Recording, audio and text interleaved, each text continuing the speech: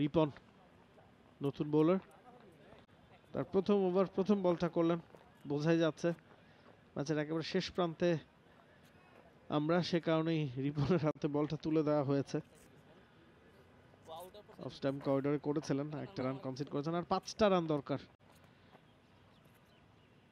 52 বল 61 করে অপরাজিত Miraj. Full toss delivery আমরা দেখেছি, সোজা ব্যাটে খেলে সিঙ্গেল নিয়েছেন, শেষ করে আসতে যাচ্ছেন। Dot ball. এই ম্যাচ থেকে প্রাইম ব্যাংকের অনেক কিছু নেয়ার থাকবে, যদিও তাদের এই ম্যাচে আসলে রেজাল্টটা তাদের ফরে হয়তো যাচ্ছে না, বাট ব্যাটিং ওয়াইজ যদি বলি প্রাইম ব্যাংকের কিন্তু অনেক কাজ রয়েছে। একটা দল হিসাবে আপনি একটা ইউনিট একটা হিসাবে পারফর্ম করাটা খুবই ইম্পর্টেন্ট। লেগ স্ট্যাম্পের বাইরে, লাইন হারিয়েছেন। ওয়াইডের সংকেত আসবে আম্পায়ারের কাছ থেকে। 171, 5 উইকেটে মোহামেডান স্পোর্টিং ক্লাব। এবং প্রাইম ব্যাংকের আবাহনীর সাথে খেলাটাও বাকি আছে। সেই ম্যাচটা এখন বলাই যায় যে তাদের জন্য মাস্ট উইন। যদি সুপার লিগে তারা চ্যাম্পিয়নশিপের জন্য ফাইট করতে চায়, ওই ম্যাচটা তাদের জিততেই হবে। স্টেপ আউট করে বেরিয়েছিলেন আরিফুল, জোনে পাননি, সোজা ব্যাটে খেলেছেন, আরো একটা ডট।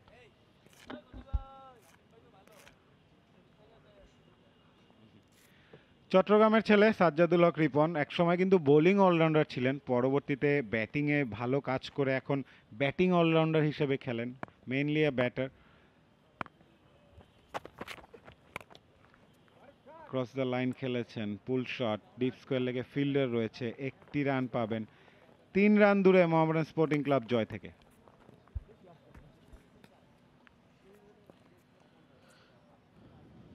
ত্রিশতম ওভারে খেলা চলছে।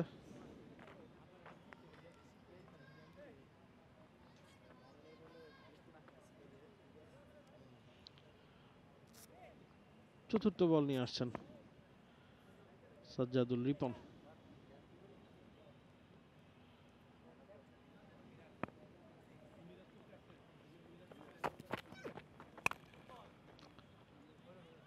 চালিয়েছিলেন ব্যাকফুটে,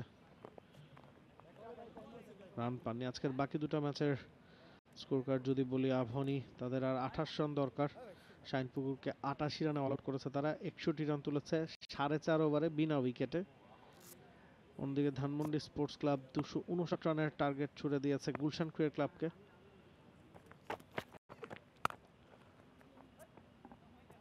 একটা রান পাবেন মিরাজ। 259 রানের লক্ষ্যে গুলশান ক্রিকেট ক্লাব 18তম ওভারে 2 উইকেট হারিয়ে 64 রান তুলেছে। ওভার থ্রোতে এই ম্যাচের পরিসমাপ্তি।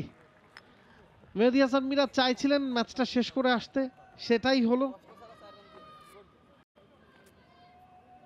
একটা সিঙ্গেলেই হয়তো তিনি সন্তুষ্ট থাকতেন, তবে ওভার থ্রোতে মিস ফিল্ডিং এবং এই ম্যাচের পরিসমাপ্তি। 30তম ওভারেই ম্যাচ শেষ করে দিল মোহামেডান স্পোর্টিং ক্লাব। মেহেদী হাসান মিরাজ তিনি অপরাজিত রইলেন। অন্যদিকে আরিফুল 1 রানের জন্য হাঁটছিলেন মেহেদী হাসান মিরাজ, এবং তার ওই হাঁটার সুযোগ নিতে গিয়েই বলটা থ্রো করেছিলেন টিপ কাভারে থাকা ফিল্ডার। ব্যাকআপ ছিল না ওই জায়গায় প্রস্তুত। বল চলে গেছে সীমানার বাইরে। 5টা রান যুক্ত হবে মিরাজের অ্যাকাউন্টে এবং সেই সাথে এই ম্যাচের পরিসমাপ্তি।